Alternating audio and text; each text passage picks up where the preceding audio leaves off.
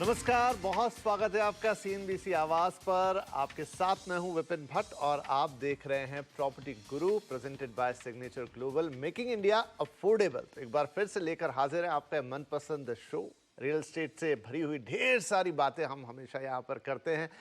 Property बाजार का ताज़ा हाल आपको बताते हैं, क्या कुछ लेटेस्ट है वो जानने की कोशिश करते हैं और आपके सवाल बनते हैं इनका माध्यम, जिनका जवाब देने की और आपकी हर रियल एस्टेट से जुड़ी हुई तकलीफ को, दिक्कत को, परेशानी को या फिर किसी भी क्वेरी को यहाँ पर हम एड्रेस करने की कोशिश करते हैं। तो यही सारी बातचीत आज भी करेंगे। हमारे साथ आज के मेहमान हैं एनारॉक के president capital markets Mohammad Aslam sahab. Sir, बहुत स्वागत है आपका प्रॉपर्टी गुरु में। तो चलिए हमेशा की तरह शुरुआत करते हैं, थोड़ा जायजा ले लेते हैं कि प्रॉपर्टी बाजार का क्या हाल है इस समय। वैसे तो मार्केट ठीक ही चल रहा है, अब मानसून के काफ़ी करीब हैं, लेकिन क्या कुछ उथल पुथल मानसून के दौरान हो सकती है, का अंदाजा आपसे लेने की कोशिश करते हैं। तो क्या हाल है सर इस समय बाजार का? जैसे आपने कहा विपिन जी, बाजार ठीक ठाक चल रहा है। लेकिन जैसे न्यूज आ रही हैं, मुझे लगता है कि वो बहुत बड़ा इवेंट हो जाएगा। जैसे हमने पिछली बार देखा था कि आरबीआई ने अपने रेट रिवाइज नहीं किए थे, जो वो पिछले काफी क्वार्टर से कर रहे थे। तो इस बार भी उम्मीद है कि शायद वो नहीं करेंगे, रेट अपना अपवर्ड रिवाइज नहीं करेंगे। मुझे लगता है स्टेबल रखेंगे, अगर वो घटाएंगे नहीं तो। क्योंकि इन्फ्लेशन काफी कंट्रोल में है और उसके चलते आई थिंक ये एक बहुत उम्मीद है कि वो शायद ऐसा करें। और अगर ऐसा हो जाता है तो ये एक अच्छा बूस्ट होगा एक्चुअली होम बायर्स के लिए भी, और जो अपना होम लोन्स के थ्रू घर खरीदना चाह रहे हैं उनके लिए काफी अच्छा रहेगा। डेवलपर्स को भी काफी एनकरेजमेंट मिलेगा, तो ओवरऑल मार्केट के लिए ये अच्छा रहेगा। क्योंकि अगर आप देखें तो ओवरऑल मार्केट में काफी अभी काफी रिपोर्ट्स आ रही हैं, जिसलिए पिछली बार भी हमने डिस्कस किया था कि लैंड बाइंग काफी हुई है पैन इंडिया डेवलपर्स के थ्रू। और अभी दूसरी रिपोर्ट जो आई है उसमें यह है कि रेंटल्स इनकम है जो ऑल टाइम हाई हो गई है रेसिडेंशियल रेंटल। एवरेज हम बात करते थे 1.5 से 2% या 2.5% मैक्सिमम, लेकिन अभी हमने देखा कि बैंगलोर में 4.1% है, एमएमआर में 3.9% है, विच इज मतलब ऑल टाइम हाई है। इंडिया का एवरेज भी इस टाइम 3% पे पहुंच गया है। तो मुझे लगता है ये रीजन भी इसीलिए है क्योंकि अभी वर्क फ्रॉम होम जैसे लोगों का खत्म हो गया है, लोगों को वापस ऑफिस बुलाया जा रहा है, इधर हाइब्रिड फॉर्म में या फुल टाइम में। तो उससे चलते हुए काफी लोग वापस आए हैं, ऑफिस वापस भरने शुरू हुए हैं, तो उसके चलते हुए रेंटल भी बढ़ रहे हैं। और बैंगलोर अपने आप में एक बड़ी सिटी है जहाँ पे सबसे ज्यादा आईटी क्राउड है, तो इसलिए मुझे लगता है सबसे ज्यादा उनका रेंटल्स बढ़ा है। लेकिन ओवरऑल ये एक अच्छी न्यूज है फॉर ओवरऑल मार्केट के लिए। और मैं एक बात और कहना चाहूंगा, जो अभी भी रुके हुए हैं कुछ अच्छी अपॉर्चुनिटी के लिए, मुझे लगता है यहाँ से प्राइजेस और फॉर्म होते चले जाएंगे क्योंकि डिमांड बढ़ता चला जाएगा, क्योंकि इन्वेंट्री नहीं है। उसी की रीजन है कि रेंटल्स बढ़ रहे हैं, वो भी एक रीजन है इस चीज का। सो मुझे लगता है ओवरऑल जो अच्छे संकेत आ रहे हैं या अच्छे डेवलपमेंट्स हो रहे हैं, उससे मुझे लगता है कि फ्यूचर अच्छा है और यहाँ से मार्केट बेहतर ही करेगा। चलिए, तो संकेत अच्छे हैं और उम्मीद है कि यहाँ से मार्केट बेहतर करता हुआ नजर आएगा, नजर आएगी हमारी भी। चलिए सवाल जवाब के सिलसिले को शुरू करते हैं। पहले कॉलर हैं शशांक का विरकर, पुणे से हमें कॉल कर रहे हैं। शशांक जी, बहुत स्वागत है आपका प्रॉपर्टी गुरु में। क्या सवाल पूछना चाहेंगे? Sir, good afternoon to both of you. Actually sir, I have purchase property 1,80,80,00,000 में कोथरूड पुणे में प्रॉपर्टी ली है, हिल व्यू रेसिडेंसी करके। और वो नियर महात्मा सोसाइटी। ओके। तो मैं मेरे रिलेटिव्स रहते हैं उधर, और इसके लिए दोनों साथ में क्लोज रह सकते करके लिया है, इन्वेस्टमेंट और रहने के लिए दोनों के लिए। तो I am really little worried about my decision. तो जस्ट आपका गाइडेंस चाहिए था कि ये डिसीजन सही है या नहीं है। तो चिंता क्यों हो रही है सर आपको? मतलब आपको लग रहा है कुछ गलत आपने निर्णय ले लिया? नहीं नहीं, ऐसा नहीं लग रहा है। मैं ये सोच रहा हूँ क्योंकि इतना बड़ा इन्वेस्टमेंट किया तो भाई पैसा बढ़ेगा नहीं बढ़ेगा, क्योंकि सडनली डिसीजन ले लिया था, थोड़ा जरा इमोशनल इसमें आके। जी जी जी, नहीं नहीं, इमोशनल तो होता ही है जब घर खरीदते हैं, तो कई बार फैसला ले लेते हैं, फिर वो बात आपकी सही है, सोचने में आता है कि भाई इतना बड़ा इन्वेस्टमेंट कर दिया, लेकिन क्या ये सही रहा उस लिहाज से। खैर कोई बात नहीं, हम असलम साहब से सलाह लेते हैं। तो सर, शशांक जी को क्या चिंता करनी चाहिए या नहीं, वो निश्चिंत रहें? नहीं नहीं, ये शशांक जी बिल्कुल निश्चिंत रहिए आप। कोथरूड पूना में एक बहुत ही सॉट आफ्टर एरिया है, आप जानते ही हैं अच्छी तरह। मुझे बताने की जरूरत नहीं है कि कोथरूड में जो डिमांड और सप्लाई का बहुत गैप है। अच्छे प्रोजेक्ट्स वहाँ पे नहीं अवेलेबल हैं, जो भी सोसाइटीज हैं वहाँ ओल्ड सोसाइटीज हैं, लेकिन उनकी भी काफी डिमांड है। क्योंकि पूना का एक ओल्ड एरिया में कहलाता है, जो सबसे पहले पूना डेवलप हुआ था। मराठी पॉपुलेशन से डोमिनेटेड है, तो इसलिए हमेशा डिमांड में रहता है। तो मुझे लगता है आपको बिल्कुल चिंता करने की जरूरत नहीं है। आपने रिलेटिव्स की वजह से एक इमोशनल डिसीजन लिया है, लेकिन जैसे आपने बात करी कि कितना उसमें रुकना चाहिए, तो हम हमेशा से यही कहते हैं कि आपका जो रियल एस्टेट का होराइजन है वो 7 साल तो एटलीस्ट मिनिमम होना चाहिए। तो अगर आप उस चीज की तैयारी रखते हैं तो कोई भी इशू नहीं है, ये आपको एक अच्छे रिटर्न ही देगा। इनफैक्ट अगर आप, अभी हमने रेंटल्स की बात की है, अगर आप उसे खुद भी नहीं रहना चाहते हैं, उसे लगता है आपको कि मैंने ऐसे ले लिया है, तो भी आपको उस पे अच्छे रिटर्न्स ऑन रेंटल भी मिल सकते हैं। तो मुझे लगता है ओवरऑल एक अच्छा आपने डिसीजन लिया है, उसमें घबराने की बात नहीं है, क्योंकि जो एरिया आप बता रहे हैं कोथरूड के अंदर भी, वो भी अपने आप में काफी अच्छा एरिया है। तो डिमांड हमेशा रहेगी, इधर आप उसे बेचना चाहें, अच्छे रिटर्न ऑन इन्वेस्टमेंट में मैं यही कहूंगा कि थोड़ा सा उसको टाइम दीजिए, एटलीस्ट 5 से 7 साल का। और अगर आपको उसको रेंटल पे देना है तो वो कभी भी अच्छे रेंटल पे जा सकेगा। चलिए, तो शशांक साहब निश्चिंत रहिए और बहुत बधाई आपको आपकी इस खरीदारी पर, और बढ़िया डिसीजन है। आपने भले ही एक इमोशनल एंगल से लिया, लेकिन एक अच्छा डिसीजन लिया और आगे चल के आपको इसके फायदे भी मिलेंगे। मीनवाइल एंजॉय योर प्रॉपर्टी, और आप अपने रिश्तेदारों के साथ भी रह पाएंगे, तो ये भी आपके लिए एक अच्छी बात होने जा रही है। राइट, तो चलिए, ये शशांक जी के लिए सलाह हो गई। अब एक ईमेल है हमारे पास, ये है ब्रिजमोहन साहब का, बेंगलुरु से हमें भेजा है, और आपका सवाल है कि आपने एक प्रॉपर्टी है प्रेस्टीज फिंसबरी पार्क रीजेंट, और एक 3 BHK फ्लैट है जो कि 74 लाख रुपए का है। पोजीशन मिलेगा 2023 में। तो पूछना चाहते हैं कि 2-3 साल में कैसा अप्रिसिएशन मिल सकता है, किस तरह का यहाँ रेंटल रिटर्न है, और कब तक इसमें बने रहें। ये भी ले चुके हैं ये प्रॉपर्टी, और पोजीशन इनको मिलेगा 2023 में। तो सर, ये भी शायद लाइन पर होते तो थोड़ा ऐसा ही बोलते कि मुझे थोड़ी चिंता है, तो इन्हें निश्चिंत रहना चाहिए या इन्हें चिंता की जरूरत है? नहीं, मुझे खुशी इस बात की कि अच्छा है हमने अपना स्टार्टिंग में ही बात किया रेंटल्स के लिए। और दोनों ही जो आपके दोनों कॉलर्स हैं या जिन्होंने मेल लिखा है, उनका क्वेश्चन ही है कि रेंटल इनकम क्या रहेगी। हम्म। बैंगलोर में तो अभी हमने बात की कि इस टाइम ऑल टाइम हाई है बैंगलोर का, और आपने प्रोजेक्ट भी प्रेस्टीज में लिया है। तो प्रेस्टीज अपने आप में एक ब्रांड है बैंगलोर में, और उसका कोई भी प्रोजेक्ट कभी भी लाइक आप समझ सकते हैं कि मोस्ट ऑफ द टाइम उन्होंने डिलीवरी टाइम पे दिया है, और उनके प्रोजेक्ट्स में इन्वेस्टमेंट करने का लोगों को अच्छे रिटर्न भी मिले हैं, क्योंकि प्रेस्टीज अपने आप में एक ब्रांड होने के लिए हमेशा सॉर्ट आफ्टर रहता है। इधर आप रीसेल मार्केट में देखें या आप उसमें रेंटल्स देखें, बैंगलोर अपने आप में रेंटल्स के लिए काफी एक्चुअली इस टाइम हीटेड अप है। काफी रेंटल्स की डिमांड है, लोगों को रेंटल घर नहीं मिल रहे हैं, तो इसलिए रेंटल्स बढ़ते जा रहे हैं। तो मुझे लगता है ये आपका एक अच्छा डिसीजन है। मैं प्योरली प्योरली प्रेस्टीज की वजह से, या ब्रांड नेम पे आपको ये बात बता रहा हूँ।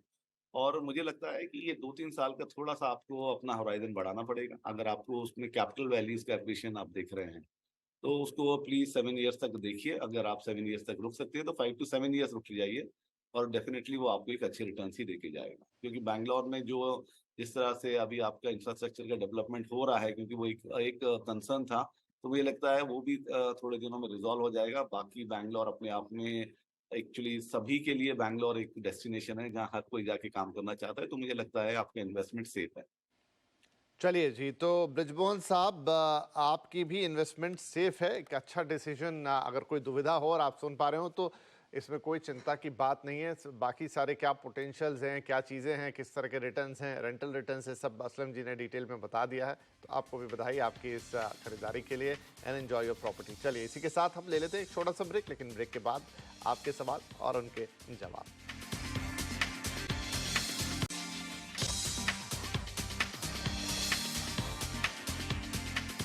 Welcome back. CNBC आवाज पर आप देख रहे हैं property Guru, presented by signature global. और चलिए कुछ और सवाल लेते हैं यहाँ पर। अगले कॉलर है हमारे अक्षय शर्मा साहब, और हमें कॉल कर रहे हैं नोएडा उत्तर प्रदेश से, NCR कह लीजिए। तो अक्षय साहब, बहुत स्वागत है आपका। क्या सवाल रहेगा? सर, मेरा क्वेश्चन सिद्धार्थ विहार गाजियाबाद लोकेशन को लेकर है। First of all I want to know कि ये लोकेशन कैसा है इन्वेस्टमेंट पॉइंट ऑफ व्यू से। सेकेंडली, मैंने एक प्रोजेक्ट शॉर्टलिस्ट किया है यहाँ पे, fragrance home.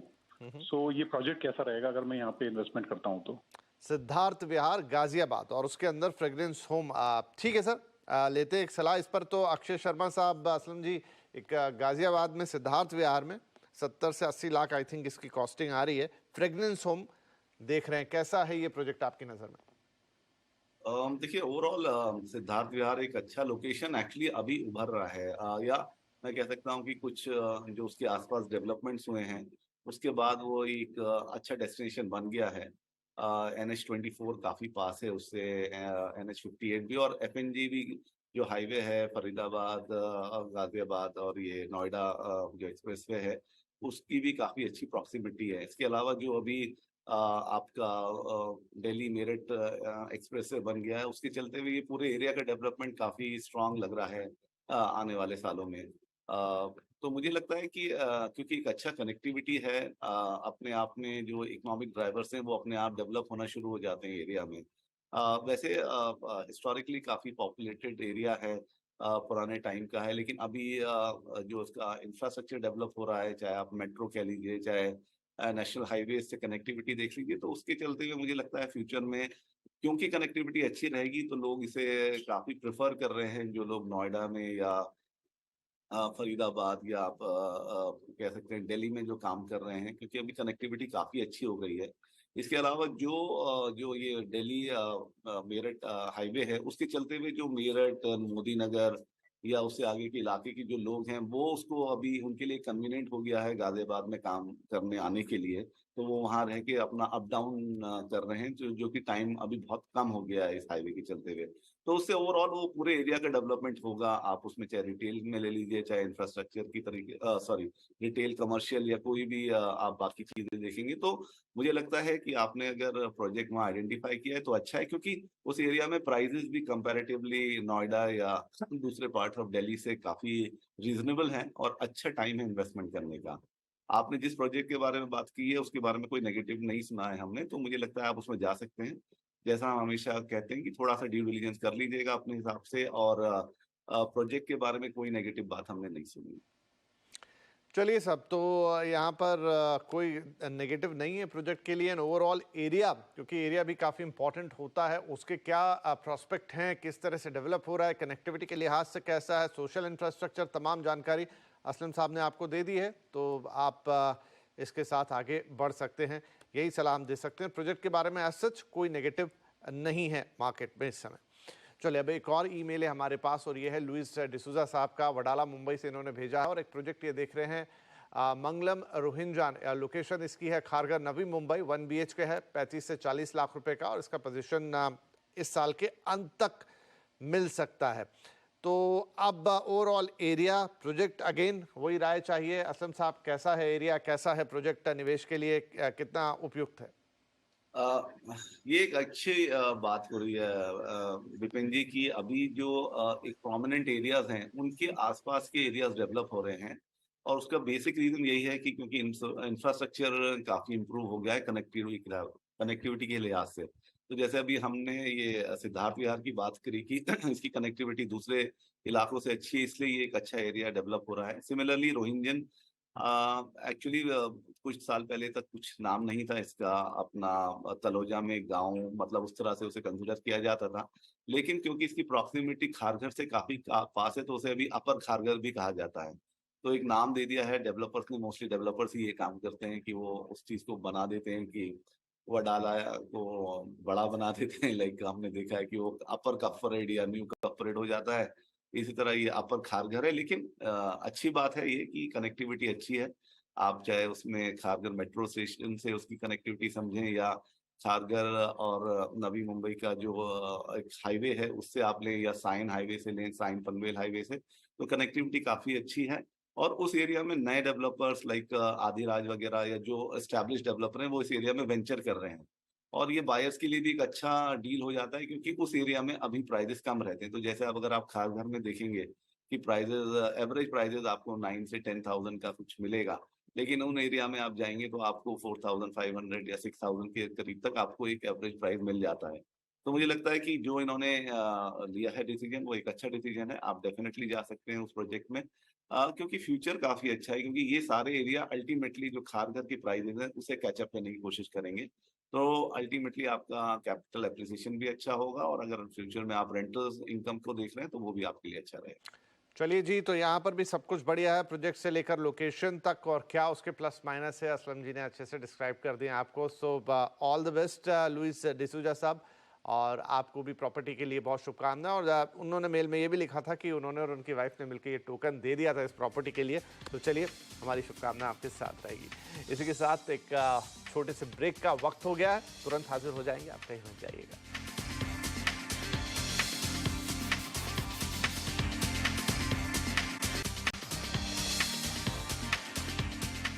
Welcome back. CNBC आवाज पर प्रॉपर्टी गुरु जारी है और हम आपके सवालों के जवाब दे रहे हैं। मोहम्मद असलम साहब हमारे साथ बने हुए हैं और अब हमारी अगली कॉलर आ गई हैं, श्वेता चतुर्वेदी नई दिल्ली से हमें कॉल कर रही हैं। श्वेता जी, बहुत स्वागत है प्रॉपर्टी गुरु में आपका। क्या सवाल रहेगा? Good afternoon sir. सर मेरा सवाल है, मैं प्रॉपर्टी देख रही थी गाजियाबाद सिद्धार्थ विहार में, तो सर वहाँ प्राइस एप्रिसिएशन क्या रहेगा प्रॉपर्टी लेना, स्पेशली मैं प्रतीक ग्रांड और अपेक्स क्यूबिक के लिए देख रही थी, तो क्या रहेगा सर फ्यूचर उसका? चलिए श्वेता जी, कुछ ही देर पहले हमने सिद्धार्थ नगर गाजियाबाद की बात की और बस प्रोजेक्ट का अंतर है, जो आप प्रोजेक्ट देख रही हो थोड़ा अलग है, लेकिन चलिए फिर से बात कर लेते हैं इस पर। असलम जी, आज काफ़ी सवाल गाजियाबाद को लेकर और खासतौर पर सिद्धार्थ नगर को लेकर आ रहे हैं। सो एक बार फिर से हम बता देते हैं कि कैसा इलाका है, क्या है, और अगर ये प्रोजेक्ट जो देख रही हैं दो पर्टिकुलर, उस पर आपको टिप्पणी करना चाहें। नहीं, आई थिंक ये काफी एनकरेजिंग साइन है इंडस्ट्री के लिए भी कि अभी एनसीआर में काफी गहमा गहमी है। लोगों ने जिन्होंने कोविड के बाद एनसीआर में मिस किया है बाय करना, मुझे लगता है कि अभी वो लोग बाय कर रहे हैं, क्योंकि प्राइजेस यहाँ से बढ़ते जा रहे हैं, फॉर्म होते जा रहे हैं। तो एक अच्छा डिसीजन है श्वेता जी आपका।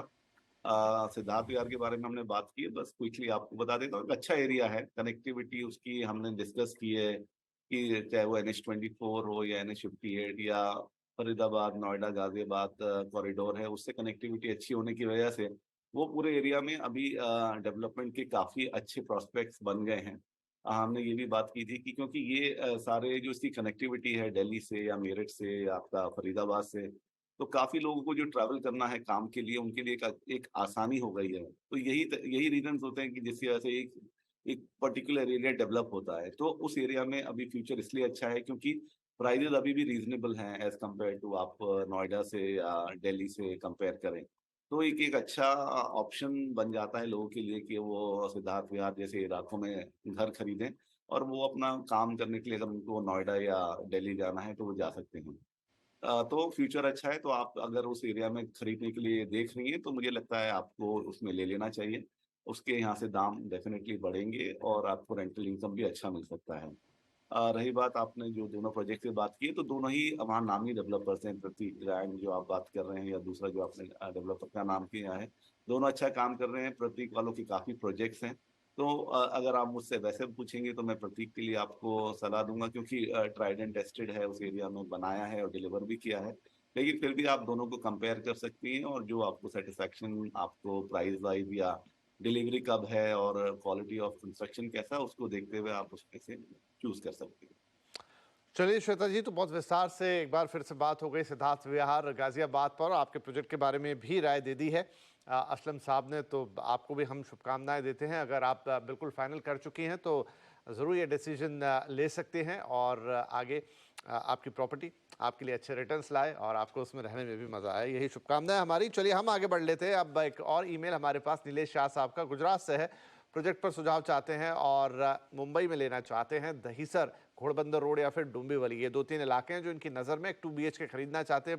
50 से 65 लाख तक का बजट रखते हैं और रेडी पोजीशन इन्हें चाहिए। तो अब रेडी पोजीशन इस कीमत में इन इलाकों में देखते हैं आता है कि नहीं। असलम साहब, क्या राय होगी? तो दहीसर, घोड़बंदर रोड, ठाणे और डोंबिवली, 3 इलाके, 50 से 65 लाख का बजट है।